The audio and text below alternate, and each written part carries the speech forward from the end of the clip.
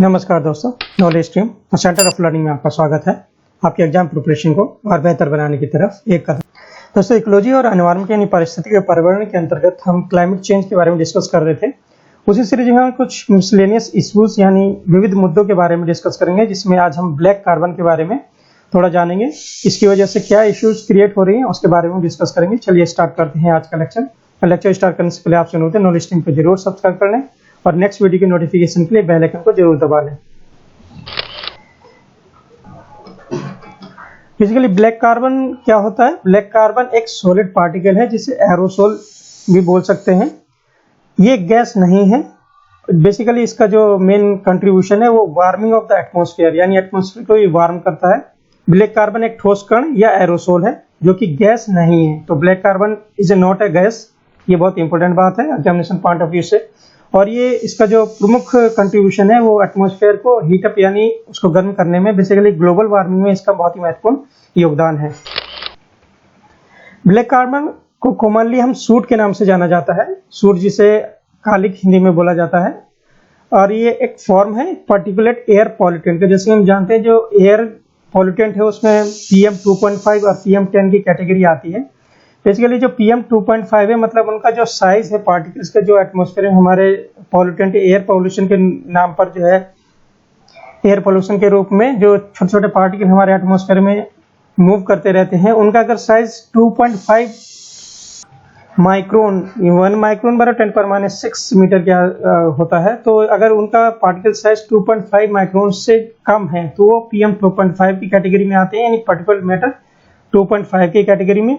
वहीं पर अगर उनका साइज 10 माइक्रोन से कम है यानी तो वो PM10 की कैटेगरी में आते हैं। तो एक क्वेश्चन आता है कि PM2.5 का साइज क्या होगा, तो वो 2.5 माइक्रोन से कम वाले पार्टिकल जो है PM2.5 में आते हैं और PM10 साइज से कम वाले पार्टिकल PM10 में इंक्लूड किए जाते हैं, पर्टिकुलर एयर पॉल्यूटेंट।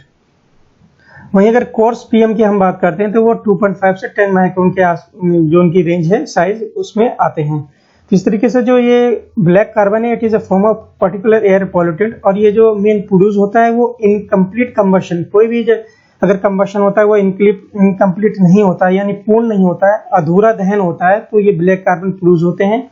और ये सेवरल फॉर्म में पाया जाता है ब्लैक कार्बन, जैसे कार्बन डाइऑक्साइड हो गया और carbon monoxide, volatile organic compound या ब्लैक कार्बन पार्टिकल या ऑर्गेनिक कार्बन, ये सारे फॉर्म हैं अगर कोई भी फॉसिल फ्यूल का इनकम्प्लीट कंबशन होता है। अगर फॉसिल फ्यूल का या जो हमारे दहन के लिए लकड़ियां वगैरह यूज की जाती हैं, जंगल में जो आग लगती है, अगर वहां पर इनकम्प्लीट कंबशन होता है तो जो पार्टिकल प्रोड्यूस होते हैं, जो गैसेस प्रोड्यूस होती हैं, उनमें जो प्रमुख रूप से हैं वो हमने यहाँ डिस्कस किया, जैसे कार्बन डाइऑक्साइड है, कार्बन मोनोऑक्साइड है, वोलेटाइल ऑर्गेनिक कंपाउंड और ब्लैक कार्बन जिसके बारे में हम डिस्कस कर रहे हैं ऑर्गेनिक कार्बन। तो इस तरीके से जो ब्लैक कार्बन है it is result of basically incomplete combustion of fossil fuels और इसे पर्टिकुलर एयर पॉल्यूटेंट की कैटेगरी में रखा जाता है। अगर हम ब्लैक कार्बन की हम लाइफ के बारे में बात करते हैं, जो कितने समय तक ये एटमॉस्फेयर में एग्जिस्ट करता था। Black carbon is A short lived climate pollutant, मतलब एक बहुत ही कम समय तक एटमॉस्फेयर में एग्जिस्ट करता है और इसकी लाइफ टाइम जो होता है वो लगभग फ्यू डेज यानी कुछ दिन से लेकर वीक तक के आसपास ये एटमॉस्फेयर में रहता है। और during the short period of time, मतलब इतने कम समय में भी एक बहुत महत्वपूर्ण भूमिका निभाता है। बेसिकली इसका मेन कंट्रीब्यूशन हो जाता है जो ग्लोबल वार्मिंग में, और साथ ही साथ इसका इनडायरेक्ट इम्पैक्ट होता है क्लाइमेट।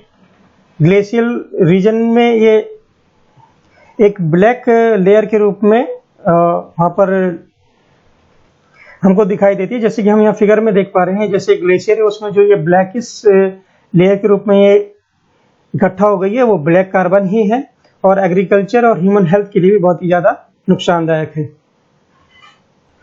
तो इस तरीके से black carbon is a form of environment pollutant, directly और indirectly impact climate, glacial region, agriculture and human health. Black carbon के बारे में अगर कुछ हम आंकड़ों के बारे में, कुछ की फिगर्स के बारे में डिस्कस कर लेते हैं, तो black carbon has a warming impact of climate. लगभग 460 से 1500 टाइम गुना स्ट्रॉन्गर होता है ये कार्बन डाइऑक्साइड से। अगर पर यूनिट मास की हम इसमें स्टडी करते हैं तो अगर पर यूनिट मास के बारे में अगर हम स्टडी करते हैं तो जो कार्बन डाइऑक्साइड जितनी उष्मा का अवशोषित करती है और ग्लोबल वार्मिंग को ग्लोबल वार्मिंग के लिए एक महत्वपूर्ण कारक के रूप में, एक फैक्टर के रूप में जानी जाती है, तो उससे कहीं 460 से 1500 गुना तक ब्लैक कार्बन इम्पैक्ट डालता है एटमॉस्फेयर में as a form of global warming agent.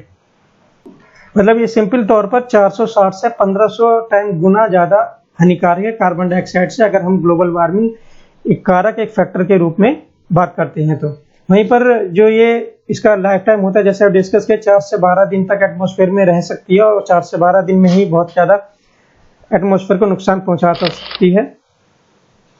लगभग 2015 के एस्टिमेट के अनुसार 6.6 million tonne black carbon emit हुआ था। 1 मिलियन में 10 लाख होते हैं, तो यहाँ 6.6 मिलियन में लगभग 66 lakh tonne of black carbon were produce during the period of 2015। ये एक डाटा के अनुसार है। और वहीं पर ही ब्लैक कार्बन जो इम्पैक्ट डालता है वो 58% जो कंट्रीब्यूशन आता है ब्लैक कार्बन का हाउस होल्ड कुकिंग और हीटिंग के द्वारा आता है। जो ब्लैक कार्बन एमिशन होता है एटमॉस्फेयर में, मतलब जो घरों में हम फॉसिल फ्यूल, लकड़ी या ईंधन का इस्तेमाल करते हैं, जो गोबर से बने उपलों का इस्तेमाल करते हैं, या हीटिंग के लिए जो पहाड़ों पर और ऐसी जगहों पर या जाड़ों में, जहाँ पर नॉर्दर्न इंडिया में बेसिकली, वहाँ पर जो हीटिंग के लिए हम फॉसिल फ्यूल का इस्तेमाल करते हैं, जैसे लकड़ी हो गया, कोयला हो गया या अदर मटेरियल हो गया, तो वहाँ पर जो कंट्रीब्यूशन आता है लगभग 58% कंट्रीब्यूशन वहाँ से जो ब्लैक कार्बन निकलता है वो एटमॉस्फेयर में एडिशन हो जाता है। तो जो housing, cooking and heating basically जो अकाउंट होता है वो 58% के आसपास कंट्रीब्यूशन करता है ब्लैक कार्बन का एटमॉस्फेयर में। यहाँ पर ब्लैक कार्बन के प्रमुख प्राथमिक स्रोत के बारे में जान लेते हैं। मतलब what are the basically primary source of emission of black carbon in the atmosphere. सबसे पहले हाउस होल्ड कंट्रीब्यूशन, जैसे कि हमने डिस्कस किया था अभी। अगर ओवरऑल कंट्रीब्यूशन की हम बात करते हैं, जो 2015 के डाटा के अनुसार जो हाउस होल्ड कंट्रीब्यूशन है उसका 58% डाटा के अनुसार 2015 ग्लोबल एमिशन में जो कार्बन का उत्सर्जन होता है उसमें कंट्रीब्यूशन 58% के आसपास होता है।